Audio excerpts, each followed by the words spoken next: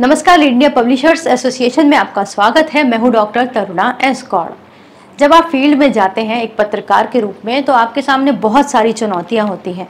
इसमें सबसे ज़्यादा जो चुनौती होती है वो उन पत्रकारों के सामने होती है जिनका कन्फ्रंटेशन माफियाओं के साथ होता है या फिर भ्रष्ट अधिकारी और पुलिस के साथ होता है।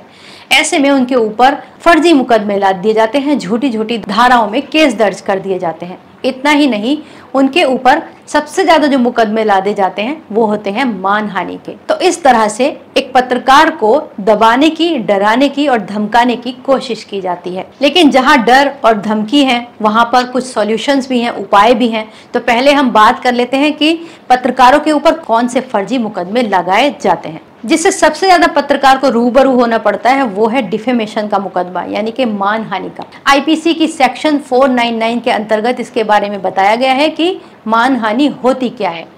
तो उसके अंदर ये सब कुछ डिटेल में बताया है कि अगर आपने कोई ऐसी बात कह दी, छाप दी या बोल दी जिससे कि सामने वाले की प्रतिष्ठा की हानि हुई तो वो मानहानि के अंतर्गत आएगा। और उसके बाद जो सजा तय होगी वो सेक्शन 500 के तहत तय होगी, जिसके अंदर 2 साल की सजा और जुर्माना दोनों हो सकते हैं। आगे हम ये भी डिस्कस करेंगे कि इस तरह के फर्जी मुकदमे से बचे कैसे। लेकिन दूसरा जो सबसे ज्यादा फर्जी मुकदमा कायम होता है वो होता है एक्सटॉर्शन का। एक्सटॉर्शन के अंदर अपराध क्या है? भय दिखाकर, ताकत दिखाकर या जबरन वसूली करना। ये सेक्शन 384 के अंतर्गत आता है और इसके अंदर 3 साल की सजा का प्रोविजन है।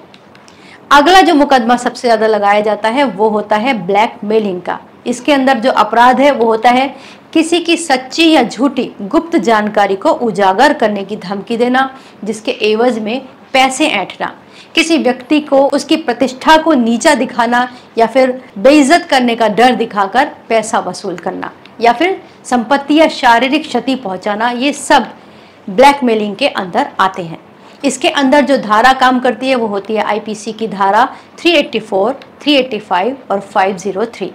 इसके अंदर सजा 1 साल की होती है या फिर 7 साल तक की सजा का प्रोविजन इसके अंदर होता है। नेक्स्ट है फेक न्यूज़। ये तो आजकल जितने भी डिजिटल प्लेटफॉर्म पे लोग एक्टिव हैं, चाहे वो रजिस्टर्ड मीडिया है या फिर केवल डिजिटल मीडिया है, उन सब के ऊपर लागू हो जाता है। फेक न्यूज़ कहकर उनकी खबरों को खारिज करने की कोशिश की जाती है। इसके अंतर्गत झूठी या भ्रामक खबरों को फैलाने का जिक्र आता है।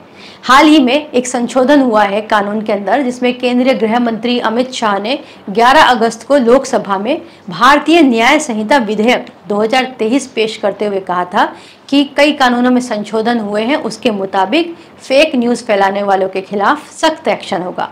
इसमें सेक्शन 195, 195(1), 195(1)(d) इसके अंतर्गत चेंजेस हुए और इसमें कहा गया कि अगर देश के खिलाफ कोई फेक खबर फैलाई गई तो इसके अंतर्गत मुकदमा कायम किया जाएगा। इसी में कहा गया कि आईटी एक्ट के तहत भी ये अपराध माना जाएगा कि अगर आपने कोई भी मिस इन्फॉर्मेशन फैलाई है या खबर को तोड़ मरोड़ कर बताया गया है तो वो भी अपराध माना जाएगा। अगर ये प्रूव हो जाता है आपने जो खबर दी वो भ्रामक थी, झूठी थी या तोड़ मरोड़ के पेश की थी तो इसमें कम से कम 3 साल या उससे अधिक की सजा है। अब आप जानना चाहेंगे कि इन सबसे बचना कैसे है। तो सबसे पहले जो बात हुई थी वो हुई थी मानहानि की। मानहानि में जब हम बताते हैं कि उसमें झूठी सच्ची टिप्पणी के ऊपर बात होती है, तो जब भी आप कोई स्टेटमेंट दे रहे हो, कोई रिपोर्ट कर रहे हो, तो हमेशा ध्यान रखें कि आपके पास हमेशा पुख्ता सबूत होने चाहिए अपनी बात के फेवर में। आपके पास कोई भी किसी भी तरह का डॉक्यूमेंट हो जो आपको इस एलिगेशन से बचा ले। साथ ही आप एक और प्रिकॉशन लें, जब आप बोलें तो आप बोलिए कि कथित तौर पर उनके बारे में कहा गया या फिर आरोप है, इस तरह के शब्दों का इस्तेमाल कीजिए। तो इससे आपके ऊपर सीधे सीधे मानहानि का केस नहीं होगा। ब्लैकमेलिंग और एक्सटॉर्शन के बारे में अगर हम बात करें तो यहाँ पर भी वही बात लागू होती है कि आपने अगर कोई भी खबर की है, अगर उसके आपके पास में प्रूफ्स है, कागज हैं, डॉक्यूमेंट्स हैं, तो आपको कोई ये नहीं कह सकता कि आपने उनको ब्लैकमेल करने की कोशिश की है। आप अपनी खबर को वैसा का वैसा ही उस पर चलाइए और उसके संबंध में प्रूफ को पेश करेंगे तो फिर आपके ऊपर ये एक्सटॉर्शन और ब्लैकमेलिंग के मुकदमे कायम नहीं होंगे। आपको कोर्ट कचहरी तो जाना पड़ेगा, ये तो हम नहीं कहते कि कोर्ट से आप बिल्कुल बच जाएंगे, लेकिन आप वहाँ पर अपने पक्ष में सबूत रख सकते हैं। अब रही बात फेक न्यूज़ की, तो फेक न्यूज़ को भी अगर आपने कोई न्यूज़ व्हाट्सएप पे चलते फिरते आ रही है, उसी को उठा के आपने एज इट इज़ लगा दिया है, बिना फैक्ट चेक किए तो वो फेक न्यूज़ साबित हो सकती है। तो खबरों को करते वक्त ये तो उसूल ही है कि जब तक आप उसको पूरा जांच परख ना लें, बिल्कुल ठोक बजा ना लें, तब तक उस खबर को बिल्कुल प्रकाशित नहीं करना चाहिए, ना ही अपने चैनल पर चलाना चाहिए। तो फेक न्यूज़ से आप इसी तरह बच सकते हैं। तो ये थी कुछ चीज़ें जो एक पत्रकार के लिए, एक डिजिटल पत्रकार के लिए बहुत ज़रूरी है। उम्मीद करते हैं ये जानकारी आपको अच्छी लगी होगी। वीडियो देखने के लिए बहुत बहुत धन्यवाद।